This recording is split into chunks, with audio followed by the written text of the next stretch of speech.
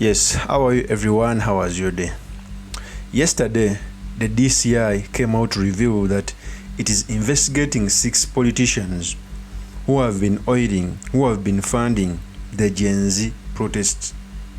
We all know that the youth in Kenya came out to protest against the finance bill for having punitive taxes, which by the way I agreed with, because the finance bill had introduced new punitive taxes which could see people paying more taxes amidst an extravagant government. But amid these protests, we saw them turning violent and also changing course from protesting against the taxes to asking the government of William RUTO to go. This prompted the Kenyan police and the DCI to come out and investigate, and they came out to reveal that they're investigating 6 politicians who are oiling these demonstrations. So in this episode, I've come to talk about the 6 suspects which the DCI is investigating, how they have been doing their work so that these protests can go on to an extent of overthrowing William Ruto's government, and most importantly, the study materials we can learn from the politics of our nation. But before I do this, I want to let you know that if you're new to this channel, please subscribe. If geopolitics and economics is what you want, this will be definitely the right channel for you to subscribe to.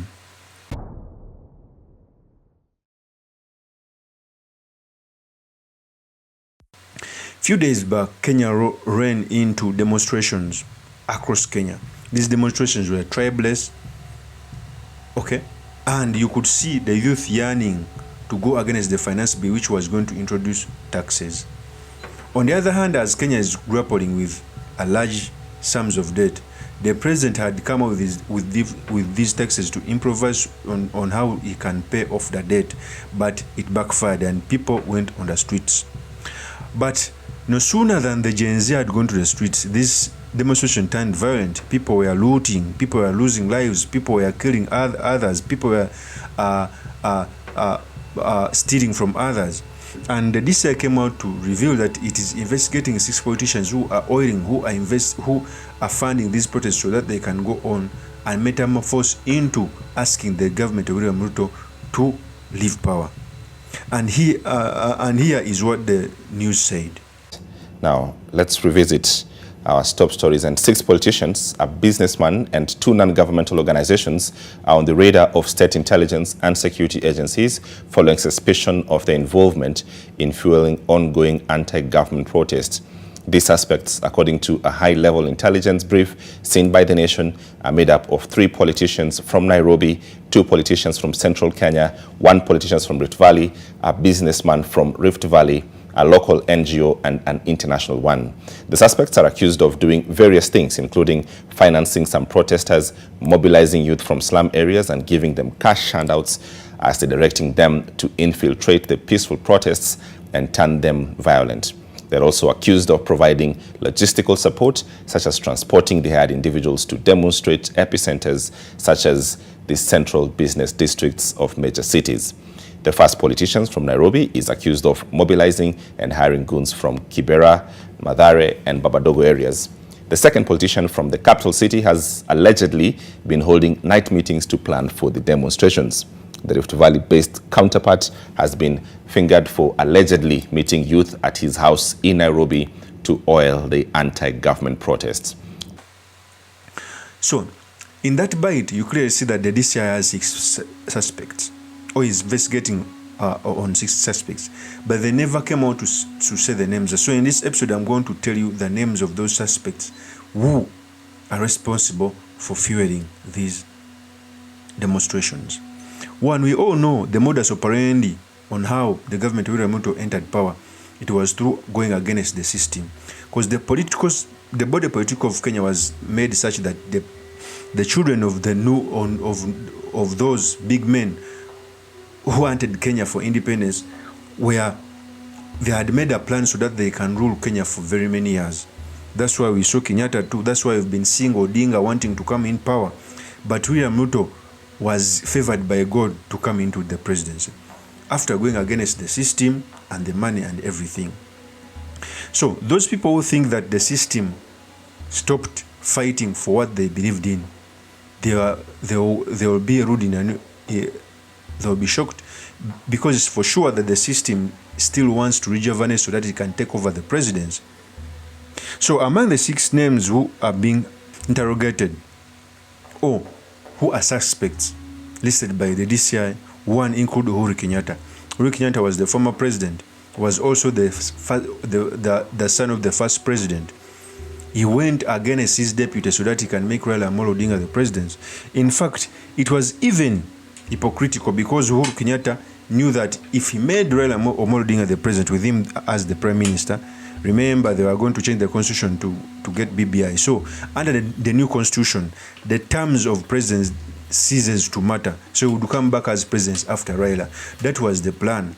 So when William Ruto became president, this plan failed. So when he saw that these protests are coming up, it was the right time for him to fuel them so that they can go on. And to give you a clear example that he was funding this protest, we all know that Jeremiah Kioni is the Secretary General of the Jubilee Party and is a right-hand man of Uhuru Kenyatta in the mountain Kenya. When the protests were going on, he came out to teach the youth on how they can go and fight the vehicles which were sparkling water to the protesters, so to disable them so that the protests can go on. In a clip which I'm going to show you, it shows you how Jeremiah Kioni was teaching the youth on how they can go about this. Here's the tape. Okay, I want to give you some tips. Niwapatie tips kidogo. Nyinyi mchuguze hizi malori 3 zinakuja ama 2. Zinajaa maji. Where do they go for refilling? At the industrial area. Where do they go for refilling? At industrial area. Hiyo kampuni ambayo inapatiana hiyo service, because it's not a public company, it's a private one, kazi yake ni gani?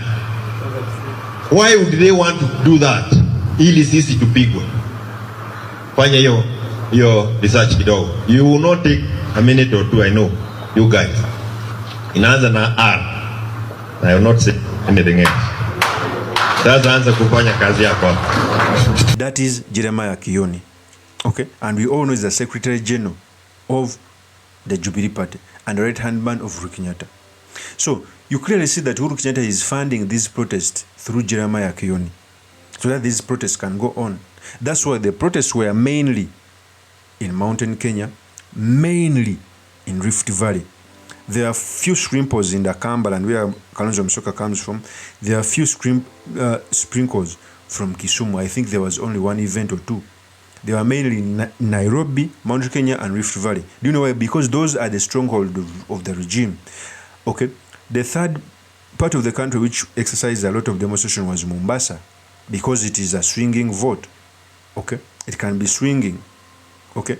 So you clearly see that it was a plan to sabotage the stronghold of this regime so that they can go against their president. And there is no better way other than Uhuru Kenyatta using Jeremiah Kioni to fund these protests. So Uhuru Kenyatta and Jeremiah Kioni, those are 2 members who are fueling the protest.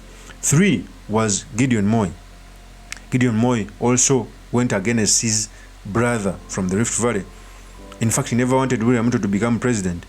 Gideon Moi also supports and protests in the Rift Valley through Alfred Keita. That's why the reason police arrested Alfred Keita, although the man of arrest was bad, but Alfred Keita is engaged in this protest.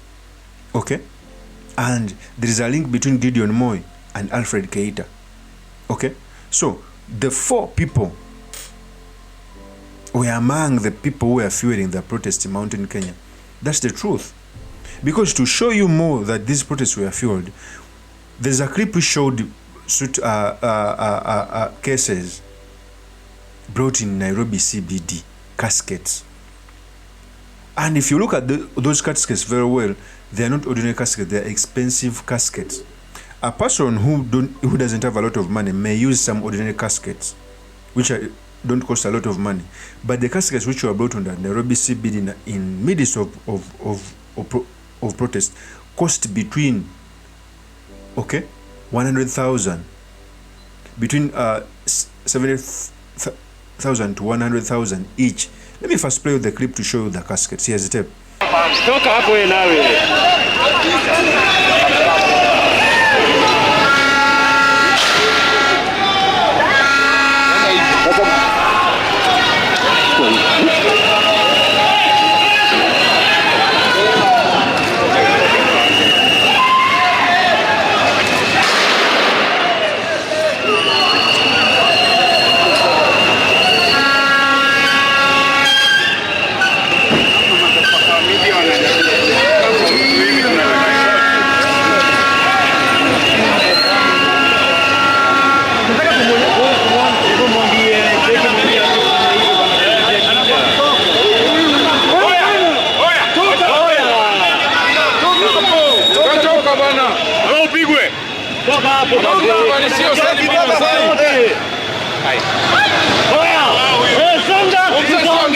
Polisi tutole mbele.